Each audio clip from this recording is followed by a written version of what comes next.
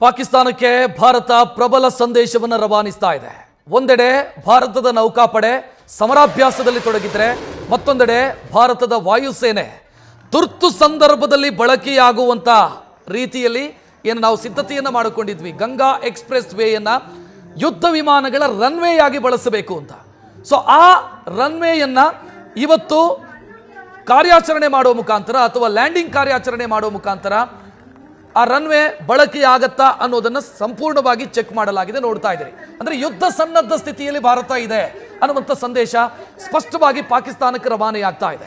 ಭಾರತದ ಮುಂಚೂಣಿ ಯುದ್ಧ ವಿಮಾನಗಳಾದಂಥ ರಫೇಲ್, ಅದೇ ರೀತಿ ಸುಕೋಯ್ ಸು-30, ಇನ್ನು ಮಿರಾಜ್ 2000 ಮತ್ತು ಜಾಗ್ವಾರ್, ಈ ಯುದ್ಧ ವಿಮಾನಗಳನ್ನು ಇವತ್ತು ಗಂಗಾ ಎಕ್ಸ್‌ಪ್ರೆಸ್ ವೇನಲ್ಲಿ ಇಳಿಸಲಾಗಿದೆ. ಅದಕ್ಕೆ ಸಂಬಂಧಿಸಿದಂಥ ದೃಶ್ಯವನ್ನು ನೀವು ನೋಡ್ತಾ ಇದ್ದೀರಿ.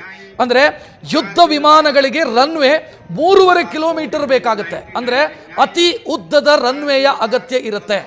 ಸೊ ಈ ಕಾರಣಕ್ಕಾಗಿ ಗಂಗಾ ಎಕ್ಸ್‌ಪ್ರೆಸ್ ವೇಯನ್ನೇ ತುರ್ತು ಸಂದರ್ಭದಲ್ಲಿ ರನ್ವೇಯಾಗಿ ಬಳಸಿಕೊಳ್ಳುವಂಥ ಪ್ಲಾನು ಈ ಹಿಂದಿನಿಂದಲೂ ಕೂಡ ಇತ್ತು. ಅದು ಇವತ್ತು ಅದರ ಕಾರ್ಯಾಚರಣೆಯನ್ನು ಮಾಡಲಾಗಿದೆ, ಅಥವಾ ಆ ರನ್ವೇಯನ್ನು ಬಳಸಿಕೊಳ್ಳೋದಕ್ಕೆ ಸಾಧ್ಯ ಇದೆ ಅನ್ನುವಂಥ ಸಂದೇಶವನ್ನು ಸ್ಪಷ್ಟವಾಗಿ ಕೊಡಲಾಗಿದೆ. ನೋಡ್ತಾ ಇದ್ದೀರಿ, ಹೆದ್ದಾರಿಯಲ್ಲಿ ಯುದ್ಧ ವಿಮಾನಗಳು ಇಳಿತಾ ಇರುವಂತ ದೃಶ್ಯವನ್ನು ಗಮನಿಸ್ತಾ ಇದ್ದೀರಿ. ಗಂಗಾ ಎಕ್ಸ್‌ಪ್ರೆಸ್ ವೇ ಹೆದ್ದಾರಿಯಲ್ಲಿ ಯುದ್ಧ ವಿಮಾನಗಳು ಇಳಿತಾ ಇರುವಂತ ದೃಶ್ಯವನ್ನು ಗಮನಿಸ್ತಾ ಇದ್ದೀರಿ. ಹೆಚ್ಚಿನ ಡೀಟೇಲ್ ನೀಡೋದಕ್ಕೆ ನಮ್ಮ ಪ್ರತಿನಿಧಿ ಜಗದೀಶ್ ನೇರ ಸಂಪರ್ಕದಲ್ಲಿ. ಜಗದೀಶ್, ಪ್ರಬಲ ಮೆಸೇಜ್ ರವಾನೆಯಾಗ್ತಿದೆ ಅಂತ ಅನ್ಸುತ್ತೆ ಪಾಕಿಸ್ತಾನಕ್ಕೆ.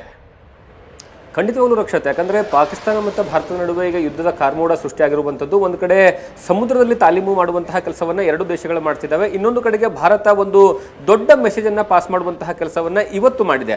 ಅದು ಉತ್ತರ ಪ್ರದೇಶದ ಗಂಗಾ ಎಕ್ಸ್‌ಪ್ರೆಸ್ ವೇ, ಅಂದರೆ ಸಾಮಾನ್ಯವಾಗಿ ಜನಸಾಮಾನ್ಯರು ರಸ್ತೆಯನ್ನು ಯಾವ ರೀತಿಗೆ ಬಳಕೆಯನ್ನು ಮಾಡ್ತೀವಿ, ಆ ರಸ್ತೆಯಲ್ಲಿ ಏನಂದರೆ ವಿಮಾನಗಳನ್ನು ಇಳಿಸೋದು ಮತ್ತು ಅದ್ರದ್ದು ಹಾರಾಟ ಮಾಡುವಂಥದ್ದು, ಅಂದರೆ ಲ್ಯಾಂಡಿಂಗ್ ಮತ್ತು ಟೇಕ್ ಆಫ್ ಎರಡನ್ನೂ ಮಾಡುವಂತಹ ಸಾಮರ್ಥ್ಯ ಇರುವಂತಹ ರಸ್ತೆಯಲ್ಲಿ ಇವತ್ತು ವಿಮಾನವನ್ನು ಇಳಿಸುವಂತಹ ಕೆಲಸವನ್ನ ಮಾಡಿದ್ದಾರೆ. ಮತ್ತೆ ಇದರ ವಿಶೇಷತೆ ಏನು ಅಂತಂದ್ರೆ, ಇಷ್ಟು ದಿವಸಗಳ ಕಾಲ ಏನಂದ್ರೆ ಬೇರೆ ಬೇರೆ ಎಕ್ಸ್‌ಪ್ರೆಸ್ ವೇ ಇದ್ದು, ಫಾರ್ ಎಕ್ಸಾಂಪಲ್ ಈ ಹಿಂದೆ ಉತ್ತರ ಪ್ರದೇಶದಲ್ಲಿ ಪೂರ್ವಾಂಚಲ ಎಕ್ಸ್‌ಪ್ರೆಸ್ ವೇ ಇತ್ತು. ಆ ಪೂರ್ವಾಂಚಲ ಎಕ್ಸ್‌ಪ್ರೆಸ್ ವೇಯಲ್ಲೂ ಸಹಿತ ಇದೇ ರೀತಿಯಾಗಿ ಲ್ಯಾಂಡಿಂಗ್ ಮತ್ತೆ ಟೇಕ್ ಆಫ್ ನ ಏನಂದ್ರೆ ಮಾಡುವಂತಹ ಕೆಲಸವನ್ನ ಕಳೆದ 2 ವರ್ಷಗಳ ಹಿಂದೆ ಮಾಡಿದ್ರು. ಮತ್ತೆ ರಾಜಸ್ಥಾನದಲ್ಲೂ ಸಹಿತ ಇದೇ ರೀತಿಯಾದಂತಹ ರನ್ವೇನ ಒಂದು ನಿರ್ಮಾಣವನ್ನ ಮಾಡಿದ್ರು. ಆದ್ರೆ ಈ ಒಂದು ಗಂಗಾ ಎಕ್ಸ್‌ಪ್ರೆಸ್ ವೇಯ ಸ್ಪೆಷಾಲಿಟಿ ಏನು ಅಂತಂದ್ರೆ, ಇದು ಹಗಲೊತ್ತಲ್ಲೂ ಮತ್ತೆ ರಾತ್ರಿ ಹೊತ್ತಲ್ಲೂ ಸಹಿತ ಎರಡೂ ಹೊತ್ತಲ್ಲೂ ಕಾರ್ಯನಿರ್ವಹಿಸುವಂತಹ ಎಕ್ಸ್‌ಪ್ರೆಸ್ ವೇ ಆಗಿದೆ. ಈ ಎಕ್ಸ್‌ಪ್ರೆಸ್ ವೇಯಲ್ಲಿ ಒಟ್ಟು 3.5 ಕಿಲೋಮೀಟರ್ ದೂರವನ್ನ ಕ್ರಮಿಸುವಂತಹ ಒಂದು ಆ ರನ್ವೇನ ನಿರ್ಮಾಣವನ್ನ ಮಾಡಿರುವಂಥದ್ದು. ಮತ್ತೆ ರಾತ್ರಿ ಹೊತ್ತು ಸಹಿತ ಈ ರಸ್ತೆಯಲ್ಲಿ ಸರಾಗವಾಗಿ ಯುದ್ಧ ವಿಮಾನಗಳು ಇಳಿಯೋದಕ್ಕೆ ಮತ್ತೆ ಅಲ್ಲಿಂದ ಹಾರಾಟ ಮಾಡೋದಕ್ಕೆ ಅವಕಾಶವನ್ನ ಮಾಡಿಕೊಡಲಾಗಿದೆ. ಅಂದ್ರೆ ಅದಕ್ಕೆ ಬೇಕಾಗಿರ್ತಕ್ಕಂತಹ ಸಾಮಾನ್ಯವಾಗಿ ಯಾವುದೇ ಒಂದು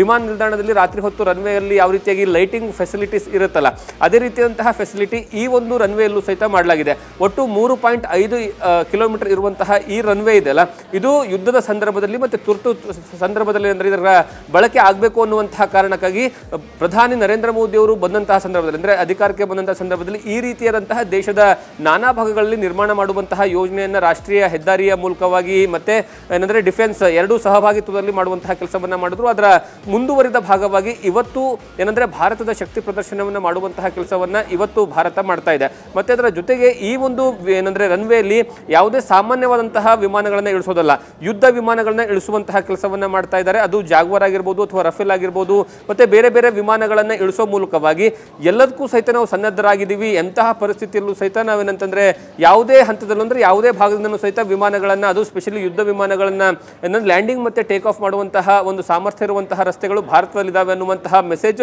ಪಾಕಿಸ್ತಾನಕ್ಕೆ ಕಳಿಸುವಂತಹ ಕೆಲಸವನ್ನ ಮಾಡಲಾಗ್ತಾ ಇದೆ. ಹಾಗಾಗಿ ಈ ಒಂದು ಗಂಗಾ ಎಕ್ಸ್‌ಪ್ರೆಸ್ ವೇ ಏನಿದೆ ಅಲ್ಲ, ಇದು ಬಹಳಷ್ಟು ಇಂಪಾರ್ಟೆಂಟ್ ಕ್ರೂಷಿಯಲ್ ಆಗುತ್ತೆ. ಕಾರಣ ಏನು ಅಂತಂದ್ರೆ, ನಿಮಗೆ ಫಾರ್ ಎಕ್ಸಾಂಪಲ್ ಏನಂದ್ರೆ ರಾಜಸ್ಥಾನದ ಭಾಗ ಆಗಿರ್ಬೋದು ಅಥವಾ ಪಂಜಾಬ್ ಭಾಗ ಆಗಿರ್ಬೋದು, ಆ ಭಾಗದಲ್ಲಿ ಒಂದು ವೇಳೆ ಏನಾದರೂ ಅನಿವಾರ್ಯದ ಕಾರಣಗಳಿಂದ ಲ್ಯಾಂಡಿಂಗ್ ಮತ್ತೆ ಟೇಕ್ ಆಫ್ ಮಾಡೋಕ್ಕಾಗಿಲ್ಲ ಅಂತಂದ್ರೆ, ಅಥವಾ ಜಮ್ಮು ಕಾಶ್ಮೀರದ ಶ್ರೀನಗರದ ಏನಂದ್ರೆ ವಿಮಾನ ನಿಲ್ದಾಣದಿಂದ ಏನಾದರೂ ಲ್ಯಾಂಡಿಂಗ್ ಮತ್ತೆ ಟೇಕ್ ಆಫ್ಗಳು ಮಾಡೋಕ್ಕಾಗಿಲ್ಲ ಅಂದ್ರೆ, ಅದರ ಜೊತೆಗೆ ದೆಹಲಿಯಿಂದ ಏನಾದರೂ ಮಾಡೋಕ್ಕಾಗಿಲ್ಲ ಅಂತಂದ್ರೆ, ಕಾರಣ ಏನಂದ್ರೆ ಬಹಳಷ್ಟು ಕಾರಣಾಂತರಗಳಿರ್ತವೆ. ಒಂದು ಹವಾಮಾನದ ವೈಪರೀತ್ಯ ಏನಾದರೂ ನಿರ್ಮಾಣ ಆಯಿತು ಈ ಭಾಗದಲ್ಲಿ, ಅಂದ್ರೆ ಫಾರ್ ಎಕ್ಸಾಂಪಲ್ ಇವತ್ತು ಅಂದ್ರೆ ದೆಹಲಿಯಲ್ಲಿ ತುಂಬಾ ಮಳೆ ಬಂತು, ಆ ಕಾರಣಕ್ಕಾಗಿ 168ಕ್ಕೂ ಹೆಚ್ಚು ವಿಮಾನಗಳನ್ನ ಏನಂದ್ರೆ ಬೇರೆ ಕಡೆಗೆ ಸ್ಥಳಾಂತರ ಮಾಡುವಂತಹ ಕೆಲಸವನ್ನ ಮಾಡಿದ್ರು, ಮತ್ತೆ ಬಹಳಷ್ಟು ವಿಮಾನಗಳನ್ನು ರದ್ದು ಮಾಡುವಂತಹ ಕೆಲಸವನ್ನ ಮಾಡಿದ್ರು.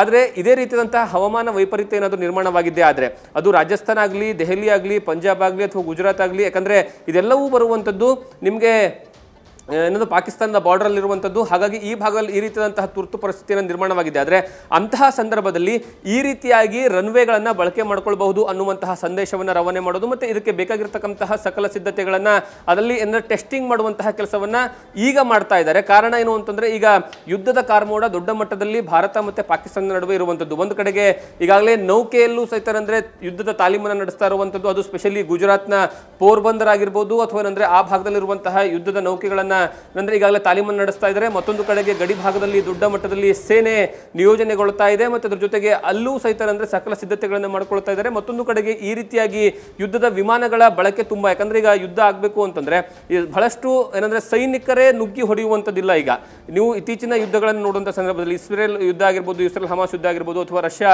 ಉಕ್ರೇನ್ ಯುದ್ಧ ಆಗಿರ್ಬೋದು, ಅಲ್ಲಿ ಮೇಜರ್ ರೋಲ್ ಪ್ಲೇ ಮಾಡಿರುವಂಥದ್ದು ಯುದ್ಧ ವಿಮಾನಗಳು. ಯುದ್ಧ ವಿಮಾನಗಳ ಮೂಲಕವಾಗಿ ಅಟ್ಯಾಕ್ ಮಾಡುವಂತಹದ್ದೇ ಹೆಚ್ಚಿನ ಕಾರಣಕ್ಕಾಗಿ ಅದಕ್ಕಾಗಿಯೇ ಈ ರೀತಿಯಾದಂತಹ ಎಲ್ಲಾ ಟೆಸ್ಟಿಂಗ್ಗಳು ಭಾರತ ಸರ್ಕಾರ ನಡೆಸ್ತಾ ಇರುವಂತದ್ದು. Rakshit, thank you Jagadish.